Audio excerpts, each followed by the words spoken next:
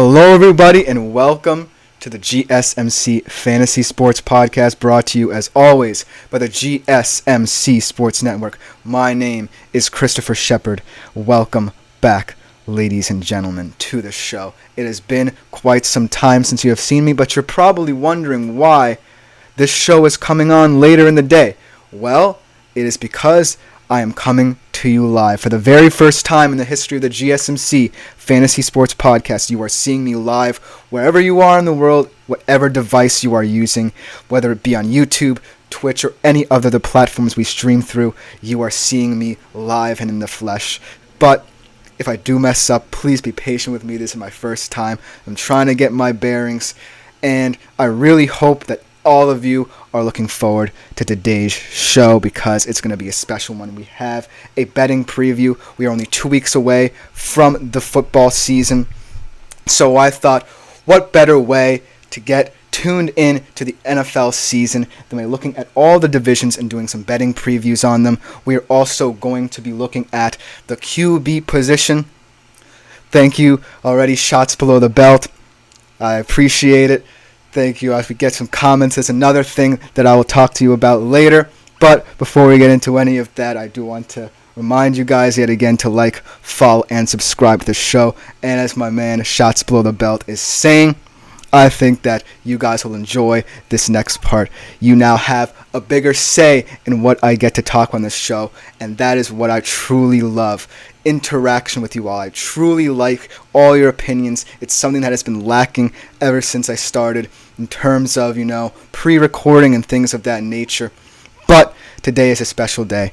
Now I present to you many different ways in which you can interact with the show, whether it be through our super chat, our super thanks, or through super stickers. Make yourselves available to those because I want this show to be as friendly to you guys as possible. You, the audience, have been waiting for a very long time for the season, especially if you're a fantasy football fan. So this will be very helpful to you and to me and ultimately the network as a whole. Without further ado, let's jump right into the first ever live show in the history of the GSMC Fantasy Sports Podcast. Those words sure do sound nice. And let's start off in the NFC. The NFC, the conference, definitely looking to be the better conference this year. The AFC over past years has gained confidence in terms of getting all their teams to the Super Bowl. We have the Chiefs looking to three, but the NFC wants to rise up and say, hey, we have a very deep conference as well. And we start off with one of the deepest divisions in the NFC, the NFC East. Definitely one of the most volatile ones. You may not think it's deep. Let me know what you think in the comments. I definitely think that this division is very deep. Can produce maybe even 3 teams in the playoffs this year. That's my bold prediction, at least in my humble opinion. But let's start off with the NFC East without further ado. In terms of betting previews, it's going to be a very interesting division to kind of sink your teeth into if you're a huge gambler. And I really like this division in terms of where it's headed. Whether you're a Cowboys fan and you have trepidations about how the team is looking, even though CeeDee Lamb just signed that record contract deal. He also had to be worried about the whole Dak Prescott situation, but there's still a lot of excitement around that team. Or if you're an Eagles fan, you definitely want to see this team back in the playoffs, but back as a Super Bowl contender with Jalen Hurts wanting to improve each and every year. Nick Sirianni, let's hope that he can get back on track because he's a stellar coach, in my humble opinion. But also, if you're a Washington Commanders fan, I really like the Washington Commanders this year. They have a very interesting new-look offense with Jaden Daniels, Heisman winner at LSU, his last year at the college level. You bring in Austin Eckler, an exciting running back. You have Brian Robinson, great depth there, if I do say so myself. Terry McLaurin, Jahan Dotson. And then if you're a Giants fan, the less I say, the better. I'm sorry. The Giants, it is not your year. Maybe Daniel Jones shocks the world and Brian Dable can get him back. But that's enough of my rambling on about all these teams. Let's get into the betting preview, the meat of the show, the prime topic that we are going to be talking about. Let's start off with the division favorites. No surprise here. It is the Eagles. A lot of people might have thought the Cowboys would be the ones as the division favorites, but the Eagles sit as the division favorites at plus 130. And if I do say so myself, that's a nice bet. I think that it's a comfortable bet. I think that Jalen Hurts will get back to being that positive influence on this offense. I do believe that their defense is steadily improving. All that Georgia talent up front, whether it be Jalen Carter and Jordan Davis in the trenches, Nolan Smith at the linebacker position. And then their really interesting secondary. I really like their secondary. If you can incorporate Quinion Mitchell, get Cooper DeJean, kind of a hybrid linebacker safety player incorporated, maybe make it more youthful, get rid of Darius Slay, even though he's going to be very helpful in this transition, I think the Eagles are the safest bet to win the division. That being said, I also like the bets associated with the players. Hurts, 5th in MVP odds at 13-1. He may not be the most appealing quarterback to pick for MVP odds, but he certainly profiles as someone who is going to be a guy that is going to be in the discussion. I think you might say Mahomes, Allen, maybe Prescott, maybe even Brock Purdy, because he has all those weapons, will be in the conversation for MVP. But don't forget about Jalen Hurts just because he had kind of a down year last year. Then also, in terms of Super Bowl odds, the Eagles have the 5th shortest Super Bowl odds at 11-1. And while it certainly feels like it's too soon to say, hey, the Eagles should be the contenders in the NFC East, they could contend for the Super Bowl, those are interesting odds as well. You don't get many teams who have had such a down season to be kind of at this level. And so I really think that they're a value pick. But at the end of the day, that's all I have on the Eagles. They are a very intriguing team. Now let's get to some of the best bets. I think that as this kind of segment goes along, I'm going to divide them up evenly between some of the best bets, some of the bets that you might not want to push as much, and then the long shot bets, those that I think are pretty interesting but might not really hit for you. The best bet I'll start off with, Hurts 30-plus TD passes at plus 650. Kind of a risky bet, but I do think that Hurts has the offense, has the weapons he needs to get back to being that prolific passer. I like A.J. Brown. I like Devontae Smith. And overall, this offense is just too good. It has too many weapons to not have Jalen Hurts be someone who you believe can throw that many touchdown passes. It's a lofty target. It's a lofty standard for him, but I think that he can hit it. And then, in terms of don't push it, let's talk with the Cowboys. Let's talk about this whole situation where you had these contract holdouts, one being resolved, one maybe not being resolved until later, but also kind of getting into the mindset of, being a team that's going to really rely on the guy I'm going to talk about, and that is CeeDee Lamb. At 1,750 plus receiving yards, and I believe that is at plus 175.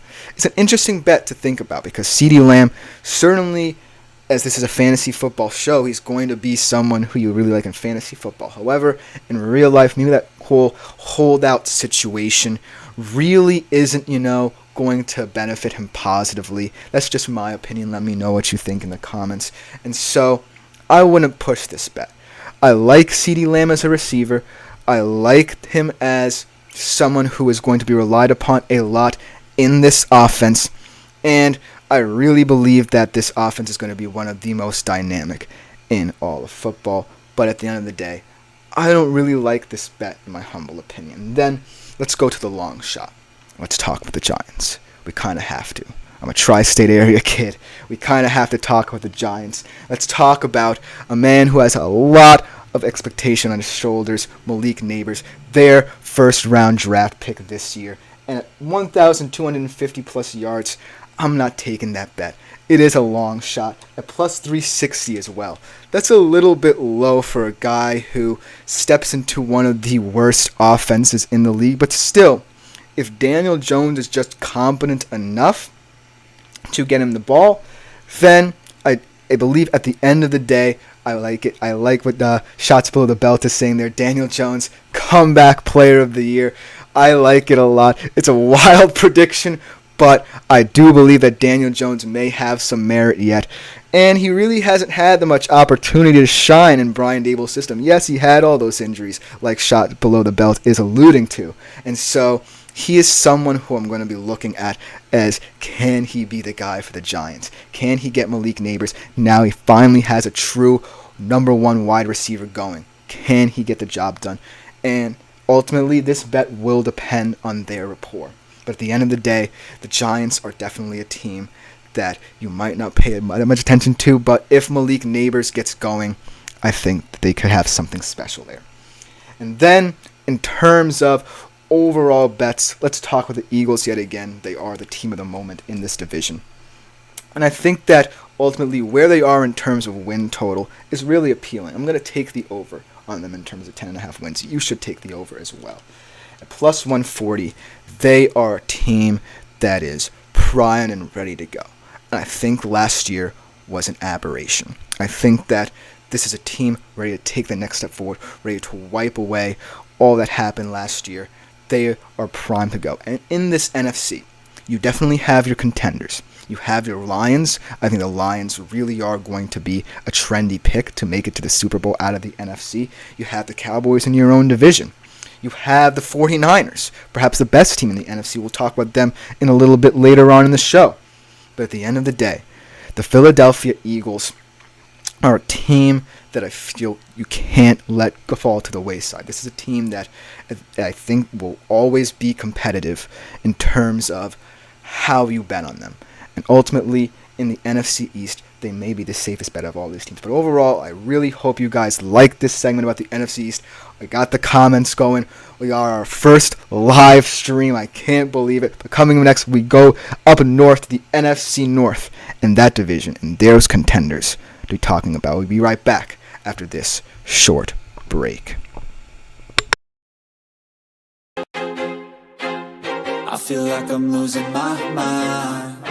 Is everybody in the world blind? Please, Lord, give me a sign, a sign.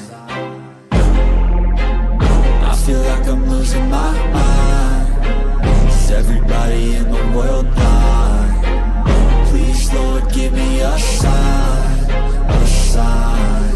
I wanna be the greatest. Everybody on the fake shit. I look around and feel like everybody is the fakest. I make this every day and I'm impatient, hoping one day I blow up from the basement. Statement, the top is so vacant. I don't hear shit that I think is amazing. Waiting for my day when I'm playing sold out shows for 1,000 faces. Hey, give me that crown, get in my way and to be put down. It ain't your place, all this my town. If I want that shit, then I'll get it right now.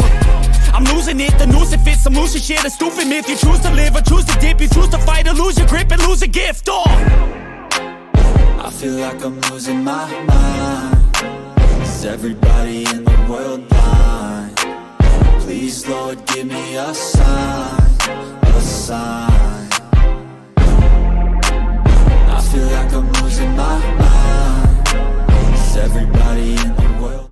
Hello, everyone, and welcome back to the GSMC Fantasy Sports Podcast, brought to you, as always, by the GSMC Sports Network. You better believe it. For the first time, we are live. I want to remind you yet again. And with that reminder, I want to remind you of the many ways that you, as my faithful audience, can contribute to the show. I want this show to be more about you guys. That is something we did not have in my quote-unquote pre-recorded era. I want this to be more interactive. I don't want to just be rambling on about my opinions. I want your opinions. And so, without further ado, let's make ourselves available to the super chat, super thanks, and super stickers as well. Any way you want to help contribute to the show, help support the network as a whole, help support my fellow podcasters, shout out to them as well. Go check them out. They are doing great things. But the overall sentiment here is that we want this show to be more about you and less about, just me rambling on, like I said. So, thank you guys in advance for anything you decide to leave. We already got some good comments from my man Shots Below the Belt. Thank you for all those. But without further ado, let's jump right into our next segment of today's show. Let's switch over from the East to the NFC North, another division with another contender that hasn't been in this situation before, uncharted territory in the NFC North. And I think that this division, while it certainly had some of its off-season storylines, the J.J. McCarthy injury with the Minnesota Vikings, Caleb Williams coming into the Chicago Bears, the team to beat lays in Detroit. And Detroit is such a well-rounded team. What I love about them is they stay true to who they are. They've truly bought into Dan Campbell's culture, and they are ready to take off and become one of the Super Bowl contenders from the NFC. It is their time, and I think that ultimately they deserve to be the division favorites. At plus 135, I think they're the safest bet. They have the third shortest odds for the Super Bowl at 10-1. And I think a lot of people are hopping onto the Lions bandwagon. And you should. I love this offense. This defense is becoming more versatile. There were a lot of questions about this defense. It added a lot of depth. I really think that this team is ready to take the next step, whether it be the Jared Goff. He hasn't been getting the credit that he deserves. I think he's one of the most underrated quarterbacks in the entire NFL. And as a Detroit Lion, he's spreading his wings, really becoming a guy who you can rely upon as a consistent starter. Then Amon-Ra St. Brown, I think that he's also underrated as well, even though he stood out last year, 1,515 yards for him last year, his first time being named to the All-Pro team. I really like him as well. Drafted him to my fantasy team. Yeah, let's not talk about my fantasy team. Well, I got a question from Shots Below the Belt talking about the J.J. McCarthy news, actually. This is a very interesting one. It says, the whole J.J. McCarthy news really affected sports bettors, but I think the Vikings had the potential to be better than what people expect. My thoughts on that. I will get to the Vikings in a second because I do think they're an interesting team. I do think they have talent. They obviously have one of the best wide receivers in all of football, but I'm going to stick with the Lions for now and talk about my best bet. Amon-Ra St. Brown. 1,750 plus receiving yards at plus 550 is a guy who I believe you have to bet on this year. Amon-Ra St. Brown, he is going to be someone to look out for. I think that this year, after such a prolific season last year, becoming that number one target for Jared Goff, I really think that even though this Lions offense is going to become more diverse, and Sam Laporte is still there, Jahmyr Gibbs is there, I think that everything revolves around how Amon-Ra St. Brown plays. Because if he's moving the football, the Lions are moving the football. If Jared Goff and Amon-Ra St. Brown have that connection, the Lions will be a very solid team. So that's my best bet. Let's talk about the Minnesota Vikings a little bit, though. I want to touch on my man Shots Below the Belt's question here before we get into other teams in this division. I think that the whole profile about betting on the Vikings is an interesting one because of the quarterback situation. Sam Darnold, hasn't always been that high-profile guy, but I will give it to him. I do believe that he is a consistent backup. Now that he's the starter, though, I think that you have to shy away from the Minnesota Vikings, and it will be translated in these bets that I'm talking about. Because notice how none of these upcoming bets that I'll be talking about include the Minnesota Vikings. They are a team that had a lot of potential, maybe the whole question about how long will Sam Darnold start, the whole J.J. McCarthy hype, when will he come into this team, and if he does, will he make it any better, really raises the levels of how people bet on them prior to the J.J. McCarthy injury.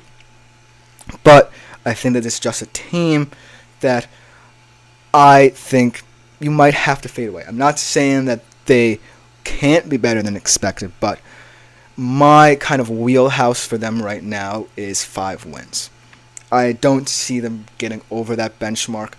If their entire system kind of comes around Sam Darnold and no frustration sets in if he's not connecting with J.J. Jefferson or other players on this offense, then maybe they could be a sneaky team. But at this current moment, I think that this division is just growing, getting more youthful, and right now, I don't think the Vikings have that experience and depth necessary to compete with that. But let's get more into the other bets in this division. In terms of a bet that I don't want you guys to push, let's talk about Jordan Love a little bit. He's currently sitting at 4,500 passing yards projected at 6-1. Those are very lofty odds for me. And for a guy just going into his second year, yes, I like the youthfulness. One of the youngest teams, if not the youngest team, I believe, in the NFL last season. Still hold that status. I think that youth is a good thing. But usually a quarterback like Jordan Love, who had a rough start to the beginning last season, his first season as a full-time starter for the Green Bay Packers, to the end of the season, now coming into his second year. I believe he is someone who is going to be a guy that always wants to compete. But at the end of the day, youth is the difference between a Detroit Lions team who has experience and a Packers team who kind of were ahead of schedule. And so that's how I view this, Ben, and that's why I don't push it. We have another comment from Shots Below the Belt arguing his case. He's saying that they have Jefferson, Addison. They did add Aaron Jones. My mistake there, not mentioning him. He's saying that Darnold does not have to be elite, kind of like a Brock Purdy situation. I agree with that sentiment. But the Minnesota Vikings, I like them a lot, but I just think that at this current moment, it's about the division. And while I certainly think that, there are more question marks about, say, the Chicago Bears, a team who a lot of people are heaping expectations on, and, let's say the Packers, like I said, may not live up to the lofty expectations, and so this argument can ring true. I think that at this current moment in time, perhaps the Minnesota Vikings might not want to be good. And here's why. If the Minnesota Vikings, say, are a 7-10 and 8-9 team, and they're picking early in the draft, I think that, as my father comments, low expectations, fine with Viking faithful, I agree with that sentiment. And I believe that this Vikings team will be fine with that. And going forward, the Minnesota Vikings feel like they have the infrastructure for when J.J. McCarthy is fully healthy to get to that level again. So if they win more than 6 to 9 games, you're looking at a very high draft position. And while you could use that to your advantage in terms of building up your draft capital, I don't necessarily think that's what the Vikings want to do. I believe that this team, outside of the QB position, is primed and ready to go. And so that is why I'm low on the Vikings this year, but I'm high on their future right now. But thank you to both of those comments. They're fantastic points. I agree that Darnold could have a Brock Purdy-like season, but I also believe that Vikings fans might want to look ahead to future years. Let's talk about another team in this division who has interesting expectations, the Chicago Bears. And this brings me to my long shot bet, Caleb Williams. Let's talk about him. So much hype around this young man. First overall pick in this year's draft, but a lot of expectation, and certainly an expectation that can be justified seeing as to how he has a lot of talent in that wide receiver room. 4,000 plus passing yards, though, I don't necessarily think that that's a goal that he can hit. And he's going to have to figure out a way to really parse out who he wants as a true number one receiver. You have a guy in DJ Moore who has had experience with the Bears.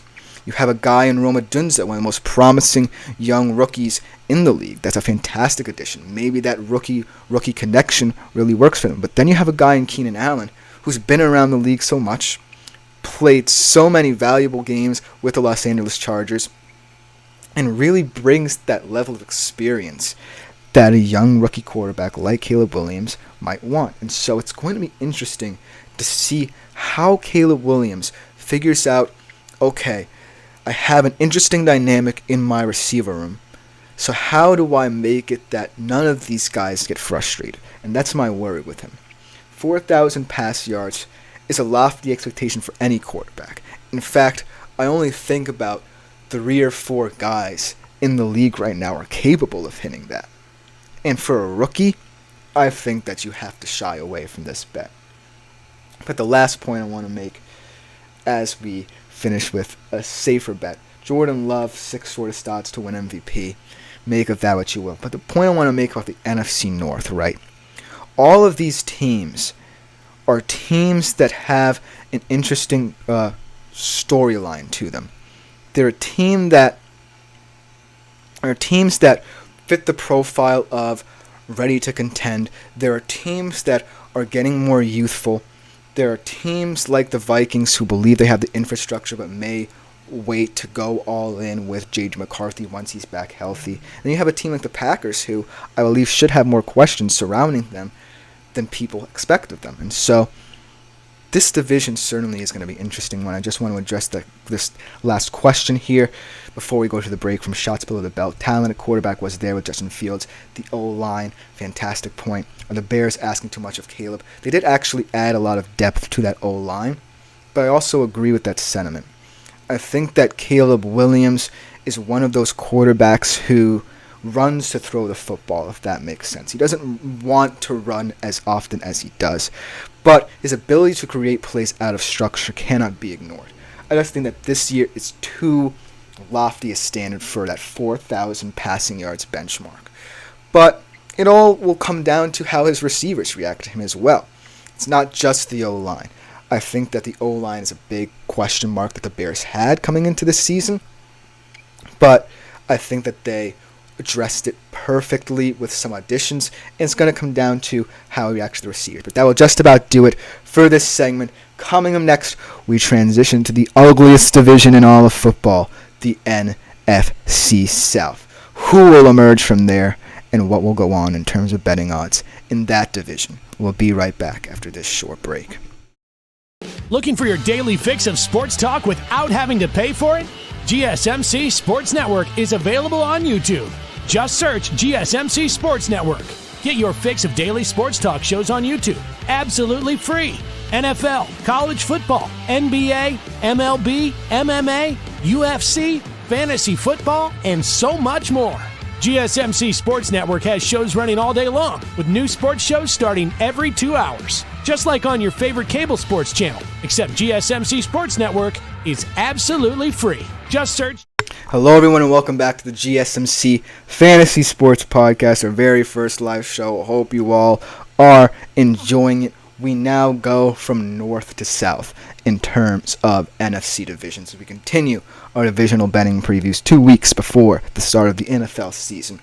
We have to talk about this division in the NFC South. I know it's not everyone's favorite division to talk about because of how ugly it gets, but it is a very fascinating division because of its parity, because it is so even. Nobody truly knows how to win, but it also adds question marks surrounding, well, how do you bet on this division? But I think this year became a little bit easier. We saw the Atlanta Falcons swing for the fences, pick up Kirk Cousins. There will be questions about how he looks after he sustained an ACL injury last year. Pain for Minnesota Vikings fans. I know my father is in the chat. But outside of that, I think it's a good pickup. They have a very interesting offense. Let's talk with the Tampa Bay Bucks a little bit. Baker Mayfield. What about him? Fantastic season, but gone is Dave Canales, kind of the QB whisperer from that offensive scheme. How will Baker adjust to new offensive coordinators calling the shots?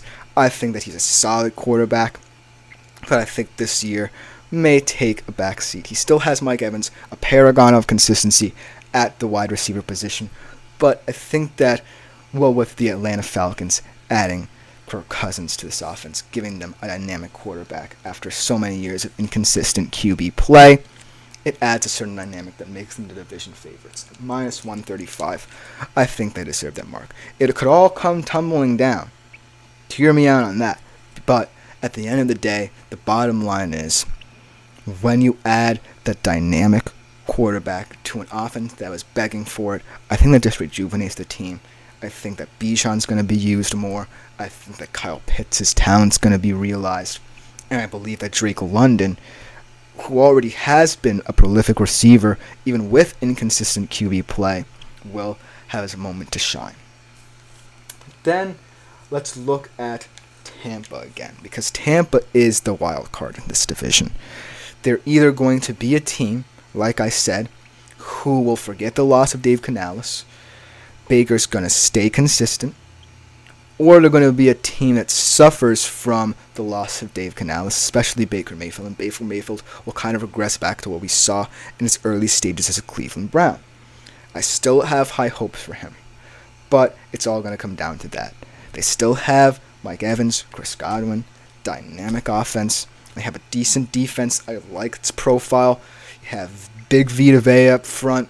You have Antoine Winfield Jr. kind of shutting opposing offenses down as a safety. But at the end of the day, I just think that there's too much volatility in this division for me to go all in Tampa. And a plus, I don't have the odds here to make the playoffs. Plus 145 actually is the odds currently for them. I think those are odds that you might want to shy away from. They look very good on paper.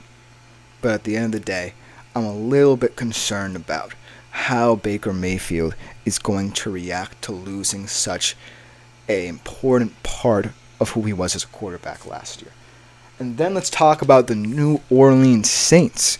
They are definitely a team that can be reckoned with. I, for many years, have been defending Derek Carr, but this year, I don't necessarily like him. I was like, oh, Derek Carr's deep ball is one of the best in the league. I really like his deep ball, but alas, he's getting older. I don't like this offense outside of Chris Olave, outside of maybe Alvin Kamara, who's also getting up there in age as well.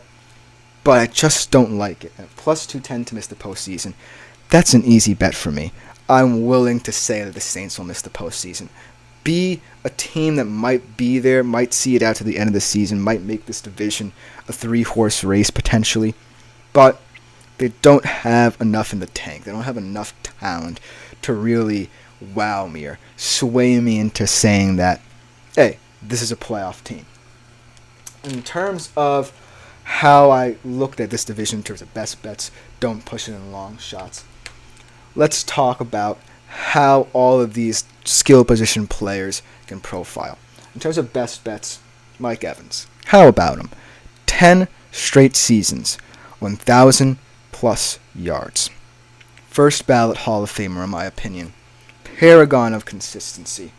And at 1,500 plus receiving yards, that's the total over-under here for him. At 5-1 odds, I'm taking them, man. A lot of people forget about Mike Evans. And I think that's kind of alluding to perhaps a mindset of, well, he's had so many quarterbacks throughout his career, and he's a guy who you don't necessarily think a lot about because he's not a quote-unquote superstar in terms of like his playmaking ability, but that's what consistent wide receivers do. They don't necessarily make a lot of noise like Justin Jefferson in terms of like their brand, but they're just consistent. They just get the job done. That's what Mike Evans does.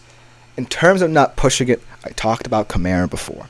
I talked about how he's getting up there in age. The Saints offense is really starting to become less and less dynamic.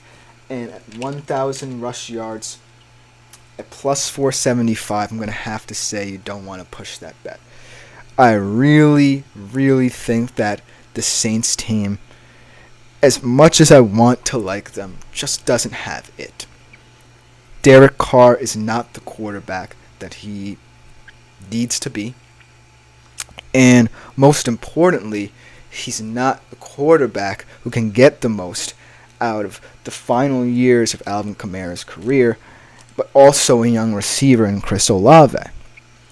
And as much as people might argue that Alvin Kamara offers a lot in terms of his dual threat ability, he's a runner and a receiver, I don't think that the Saints offense should be predicated on that. Because as much as I'm not defending Derek Carr's deep ball anymore, that's probably the best aspect of his game. And you don't want to anger Chris Olave because he's going to be there for quite some time. And so you want to focus on him really being a sustainable piece of that offense. So that's one of the many reasons why I don't think that Alvin Kamara bet will hit. And then let's talk with a long shot. A team that we haven't mentioned just yet, mainly because they profile as one of the worst in the NFL, but maybe not this year. The Carolina Panthers. And last year, obviously, you gotta say they can't get worse than that. 2-15 last year. Bryce Young really struggling. But this year could be different. They add Deontay Johnson. They add Xavier Legette, one of the most underrated receivers from this draft class. Hear me out. I like him. Fantastic body control. Fantastic in terms of contested catches. I think he's really a profile of a guy who might be one of Bryce Young's favorites.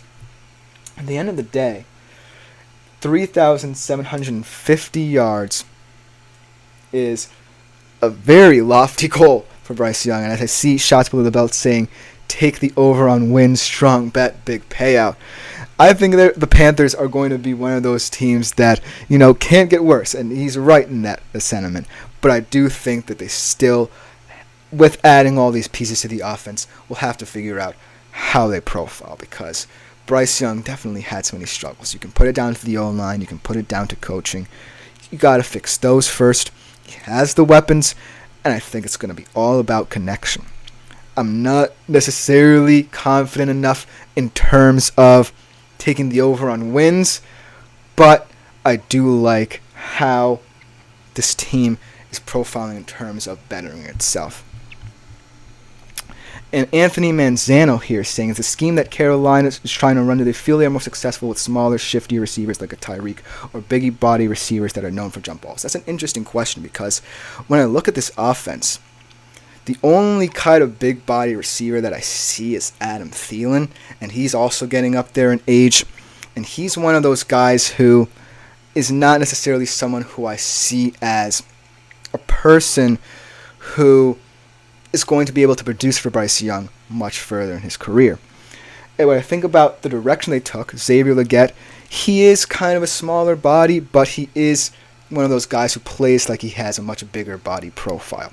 And then you look at a Deontay Johnson. He's definitely a speedster. We saw him in the Steelers offense. Really couldn't necessarily get going as much as people expected him to do. But this year, I think, will be a breakout year for him. How is their strength of schedule, says shots below the belt. I haven't necessarily checked it out. But when you're in the NFC South, your strength of schedule is very wonky. Let's just say that. Because you always feel like in your division, in your intra-divisional games, you always have a shot. But this year definitely feels different for the Panthers at the very least. And I think that while we're right in thinking that it can't get worse, I also worry about, like Anthony Manzano said, their scheme. If you're going to rely upon small, shifty receivers to win you football games, I think that's an interesting concept, but you definitely need a guy who is more of that reliable guy. And when I look around the division, as Shots Below the Belt says, the NFC South is trash. I think that there are more players on different teams, even though the NFC South is trash, let's be honest. I think that at the end of the day, the Carolina Panthers are just a team that doesn't necessarily know which direction it's going in. And I think that while they are trying to, like as Anthony Manzano highlighted, find that direction, they are kind of in this weird territory where, the NFC South is a division that wants to improve. But at the end of the day, it's certainly one of the worst in terms of talent. But when I look at the Falcons, when I look at even the Saints, when I look at the Tampa Bay Bucks, they all have players who fit that profile of guys who can really relieve the stress on their QB. We're going to have to see if Deontay Johnson, Xavier Legette can do that. As Tap to Learn says, Panthers have the 10th easiest strength of schedule. Thank you for that update. I did not know their strength of schedule, so thank you very much. But at the end of the day, let's talk about the NFC South as a whole. If you are going to bet on this division, I think that betting in terms of chaos and what could happen in this division is very risky, but it's also very entertaining. Because I'm not as high on the Falcons as people are, I'll admit. I think that the Falcons are also a work in progress. They have the most talent in the division on paper, but will it all fit together? What about Tampa Bay? They still have one of the most consistent wide receivers in NFL history, but they have a quarterback who works according to the system. And then the Saints, the less I say about Derek Carr, the better.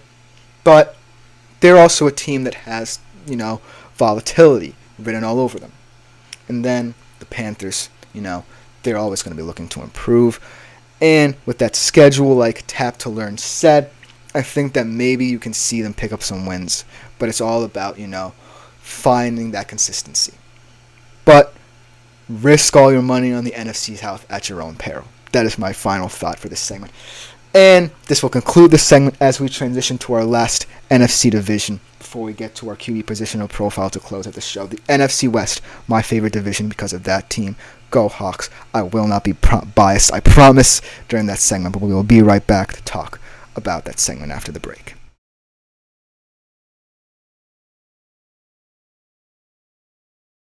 For the best and latest podcasts available anywhere, go to the podcast app on your cell phone and type in GSMC to access free content-rich podcasts on health and wellness, book reviews, sports, entertainment, relationships, social media, movies, technology, finance, and even weird news. Subscribe and download the GSMC Podcast Network's family of shows, available everywhere podcasts are found. Hello, everyone, and welcome back to the GSMC Fantasy Sports Podcast, brought to you, as always, by the GSMC Sports Network. We are in the home stretch of today's show. We are going to round out our NFC Divisional betting previews with my favorite division in the NFC, although I will not be biased towards that team in the background that you see there, the NFC West. And a lot of people consider this division to be the best in the NFC, and the reason why is that you had throughout the years, through many different teams' eras in the NFC West, all this competition, whether it be the legendary early 2010s 49ers Seahawks rivalries where they always meet it out, those legendary games where it's Colin Kaepernick, Russell Wilson of those bygone eras, to recently when the Rams have started getting more successful under Sean McVay. And then the 49ers, obviously we all know about their story, getting to all those conference championships, still haven't won one just yet in this 21st century. But without further ado, we do have to talk about this division.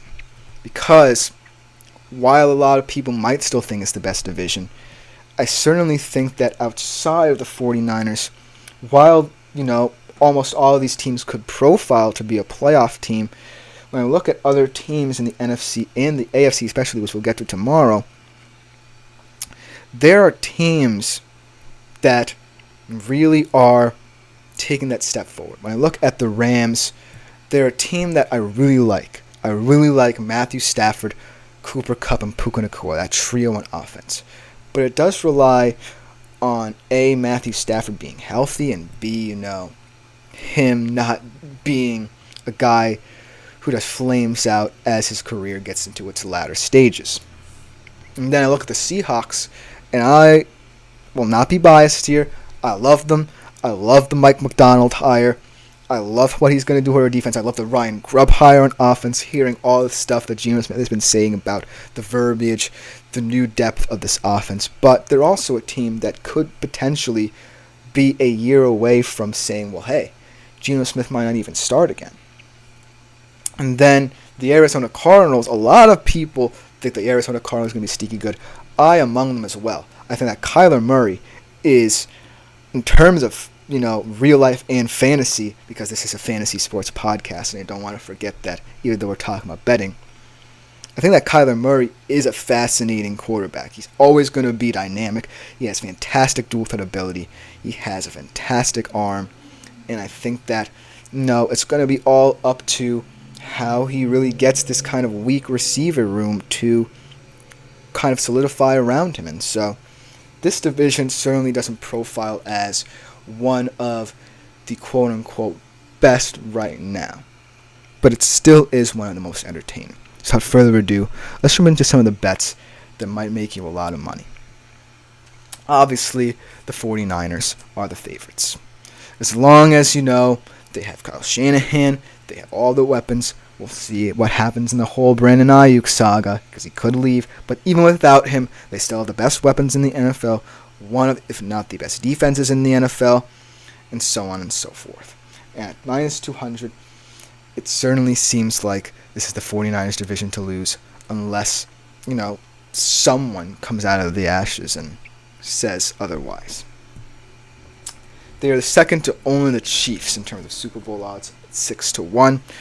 And when I think about the 49ers, I think that this team believes that any year is its year. But as long as they keep on losing late in playoffs, I think that, it's going to be a very tough one. As Tap to Learn here says, how many playoff teams you think come out of the West? Listen, this is a very volatile division. I think that as many as 3 can come out of here, or maybe just even 1. I think that this division has so much depth within it, but all of these teams outside of the 49ers who I'm most confident will have questions. I like the Rams. I like Seattle. Maybe this is a year where, they are ahead of schedule in the Mike McDonald era. I like Arizona a lot. But there are certain caveats and pratfalls that all of these teams can kind of get into. But at the end of the day, the NFC West is going to be a team, or division, rather, mixing up my teams and divisions. I think that, any team from the West can be, in a couple of years along the road, contending for the Super Bowl. But we're going to have to see how this year pans out, because this year is important to how the power balance will be in the NFC West. And then Shots Below the Belt says, but has Purdy proved himself to be elite with top-name stars Debo, McCaffrey, or Trent Williams get injured, he sinks? And also Tap to Learn says, in my humble opinion, it's the Niners and maybe one other, probably the Rams. I agree with that sentiment. But let's address that question that Shots Below the Belt says. Well, to start off, Brock Purdy is my fantasy quarterback, so I hope he's good without any of his weapons or as many weapons as he has. But that is a good point. But at the end of the day, I'm not necessarily as worried about Purdy, because in that system, you don't necessarily need, to be too prolific, and also he can rely on his defense a lot. I look at, to your point, the Browns game as an example, as some kind of game where the whole situation with Brock Purdy kind of went wrong. But at the end of the day, the 49ers are still going to be a solid team no matter what. And I agree that in certain moments when he loses top weapons, he looks a bit shaky.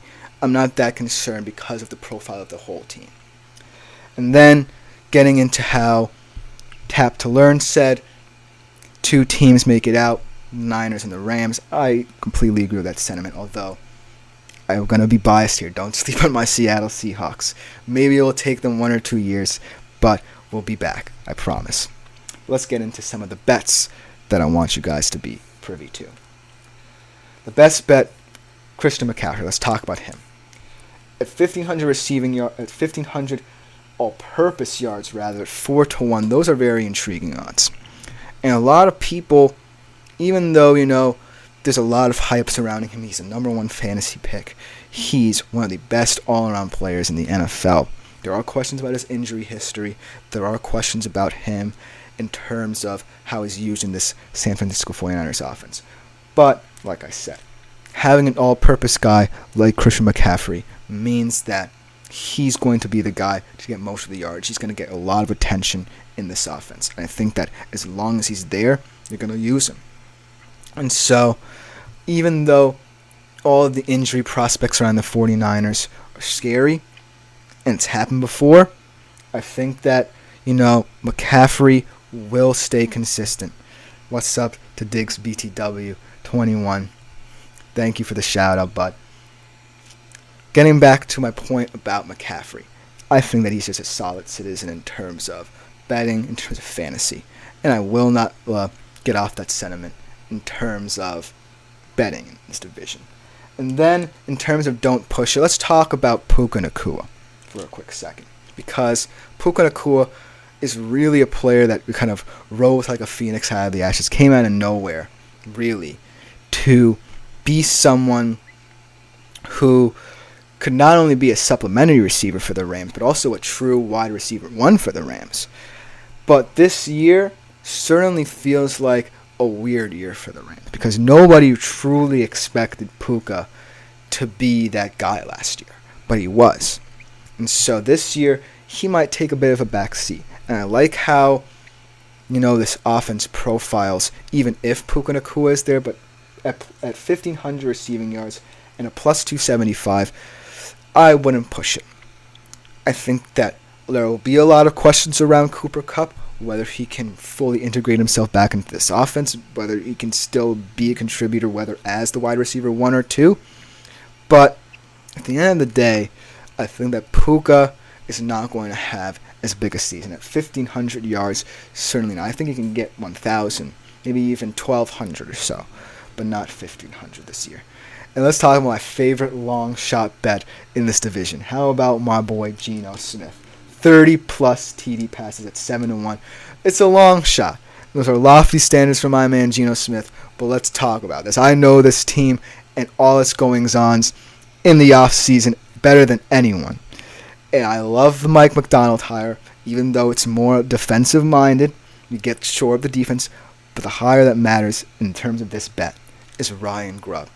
Staying in state, transitioning from college ball with the University of Washington, where we had one of the top offenses, might I add, last year in college football, to Seattle. I think it's the perfect fit. Geno Smith already talks so highly of him. Looked fantastic in that limited preseason action against the Browns. I'm really high on Geno this year. It is a long shot. And I said I wouldn't be biased. But can you put it past Geno? If JSN improves, becomes a competent wide receiver, maybe even beats out Tyler Lockett for that wide receiver 2 position. If DK Metcalf finally has a fantastic year, I think that this offense is cooking, man. I think that Geno Smith is someone who I really like. But then, another bet that really intrigues me. Let's talk about the Arizona Cardinals. We can't forget about them. They will have a say in this offense. They will have a say in this division, rather. And Marvin Harrison Jr. certainly profiled as someone to keep an eye on, because in the landscape of the Cardinals wide receiver room, if you look at everyone outside of Marvin Harrison Jr., Michael Wilson might be. I like Trey McBride at tight end, but he's a tight end. You need that true number 1 guy to complement Tyler Murray. As Tap to Learn says, where's the Hawks receiver room rate? Top 5?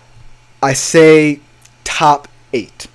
I think that when I think about the landscape of the NFL, I want to rate them in the top 5 and be a biased Seattle Seahawks fan, but I like a lot of wide receiver rooms. I think it's the most balanced, has the most depth. But when you talk about wide receiver rooms where, it's just 2 guys, let's talk about the Dolphins, I think that the Falcons could be an interesting one. The Eagles, definitely. Detroit could get more even.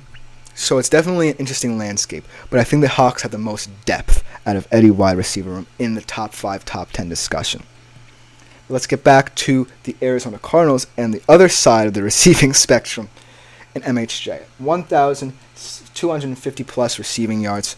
I think it's an intriguing bet. I think it's a lofty standard, but Kyler Murray has proven that when he has number 1 receivers like he had with DeAndre Hopkins in the past, that he can be a competent guy. And overall, I think that the Arizona Cardinals are a team that can profile to be sneaky good if everyone in this wide receiver core stands up to Kyler Murray's standard. But that will just about do it for this segment, guys. I like all the talk in the chat about this division. It's one of my favorites. But we now transition from divisional betting previews to the outlook of the QB position in fantasy. We have a lot of fantasy football drafts coming up. I had mine previously. We definitely want to talk about this because it's an interesting position right after this break.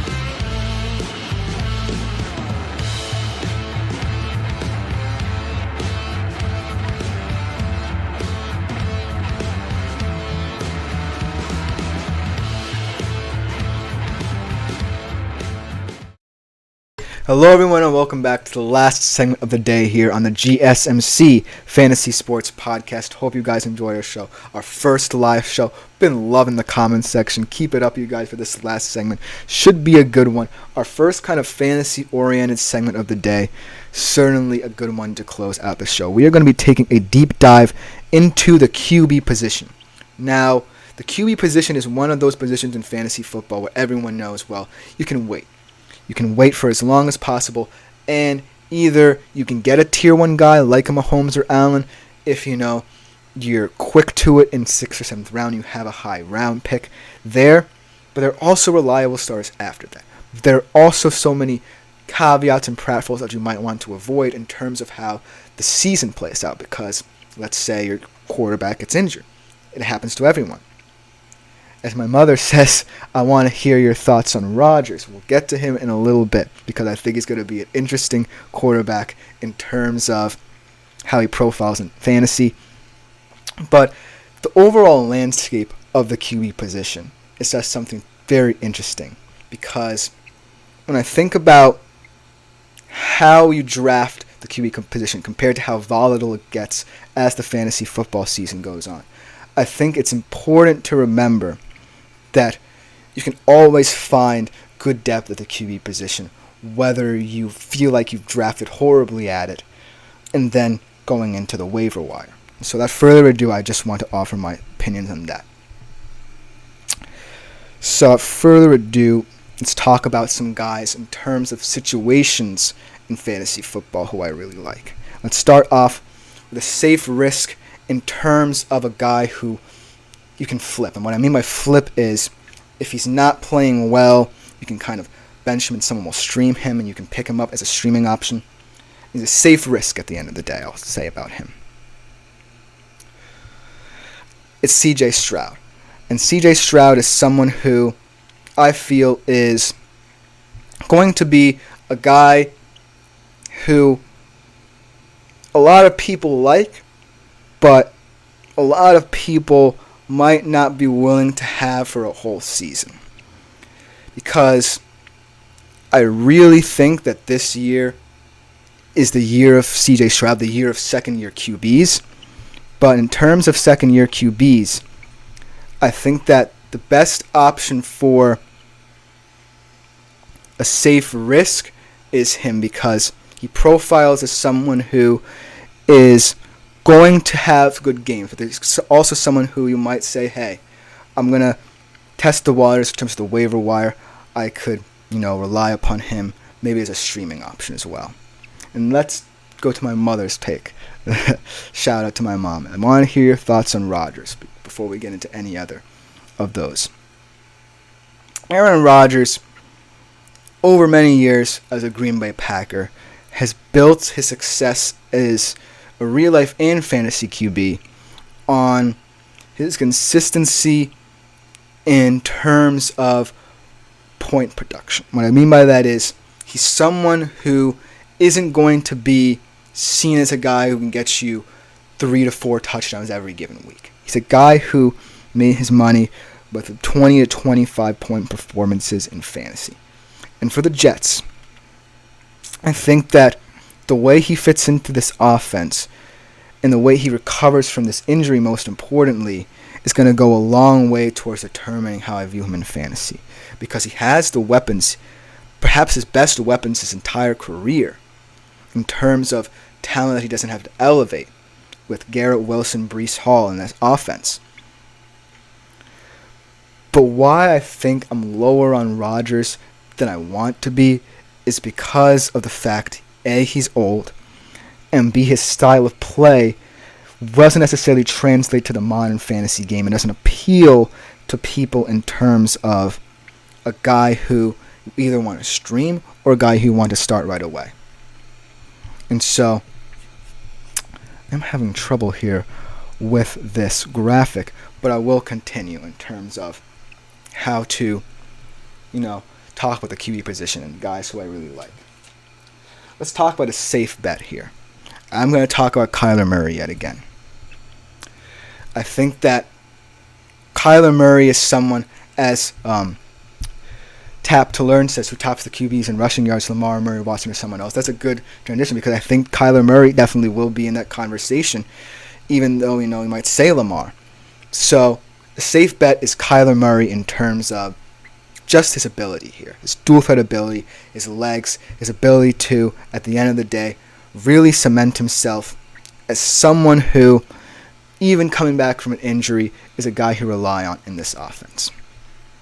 And a lot of people will say, well, how will he be able to elevate his receiving core to get the point production and passing as well? I don't think that's necessarily going to be a worry if, he can develop a rapport with Marvin Harrison Jr. And I really like him. And my boy Shots Below the Belt here is defending Aaron Rodgers, saying he's a technical pocket passing quarterback. He hardly runs for the first down. That's a very good point, my man, but I think that those kind of quarterbacks aren't necessarily going to be helpful in terms of fantasy. He could help in terms of certain leagues, or a PPR league where you might draft Garrett Wilson and he gets a lot of receptions and targets. It might help him, but at the end of the day, I want a quarterback who has that dual threat ability here, who has that ability to kind of be able to get yards through the ground and through the air. I'm not saying that Rodgers is not technically gifted. He is perhaps one of the most technically gifted quarterbacks of this generation. But in terms of fantasy profile, he doesn't necessarily fit. And even though he has perhaps his best weapons offensively, I think that he's hardly someone who is going to be a consistent guy who you want to keep around on your fantasy team. And then in terms of swinging for the fences, if you want an impact rookie, Caleb is the guy. We can talk about Jaden Daniels. We can talk about maybe Drake May, even though he has an atrocious offense. The less we say about that, the better. I think that Caleb Williams is just someone who profiles as a guy ready for this league. He's ready for the modern NFL. And he's a quarterback who will fit the profile perfectly of a fantasy quarterback in terms of how to play within the system. And so I think that if you are someone who, say, wants to wait for a quarterback, and it's probably like the 8th to 10th round, Caleb Williams, if you have a high draft pick and say you've already gotten Mahomes, Allen, or Hurts, is someone who you might want to look at as a high-end QB2, especially in certain leagues, especially in Superflex leagues. I really like how he profiles there. At the end of the day, I just want to say this about the QB position, because the QB position, a lot of people think it's very tier-based. And in terms of who I believe rise to the occasion and who I believe will fail, really kind of separates in terms of two things: age and dual threat ability. The reason why I'm not high on Rodgers, like I said, is because he doesn't have that dual threat ability, and also because of his age. If you look at the people who are considered tier 1 QBs, you have Mahomes, you have Allen, you have Hurts, players who all these teams are investing in for long periods of time. If you look at the second tier, you look at guys like maybe a Stroud, you look at guys like maybe a Goff, guys of that nature. Those are also guys you would probably take over your older guys like your Staffords and Rodgers. So it's going to be a position where you don't necessarily want to hedge your bets in terms of, well, Rodgers and Stafford are traditional guys. You want to go for a guy who fits your profile. And these guys who I've named and we've talked about in the chat are also there. And to finish today's show, this is a fantastic question. Is Anthony Richardson tier 2, says Tap to Learn. I believe that he could be, but I don't think he's there yet. And here's why. To close out the show, fantastic question to close it out. Anthony Richardson, if we go over what happened last year, if we take the small sample size that he had in the games that he started, he would have been the QB1 in terms of fantasy. And that's a standard that is pretty impressive for who he was. But if I look at the Colts, and we'll talk about them a little bit tomorrow, they certainly feel like a team where you have to have a lot of things go right. They're a very traditional team, in my opinion. You have Michael Pittman Jr., your wide receiver one, not necessarily a traditional wide receiver one. He's not necessarily someone who profiles as a superstar. Then you have Josh Downs, and you have either Alec Pierce or A.D. Mitchell, your deep threat. So it's a very traditional setup. Anthony Richardson feels like someone who is willing to work out of structure, but is also someone who is going to have to kind of play it safe within the system. Because the Indianapolis Colts feels very much like a system team. I'm not saying that he can't work outside of that. It's going to help him progress. But Anthony Richardson certainly is someone who I wouldn't necessarily put in tier 2 yet. I would put him kind of in a tier with, not necessarily that older generation, but those guys like Herbert maybe. Not necessarily Jones, but kind of guys in that 9 to 10 round discussion where you're picking your QB2. Because I can't necessarily invest that much time. That's an excellent question. And that question will conclude today's show. Hope you guys enjoyed our first live show. Love the comments from you guys. It's going to help a lot in this show. Remember to like, follow, and subscribe to the show and the network as a whole. But that will just about do it. Thank you to my man Eric, Shots Below the Belt. This has been the GSMC Fantasy Sports Podcast. I've been Chris Shepard. Thank you guys so much for tuning in. We'll be back better than ever tomorrow for another great show.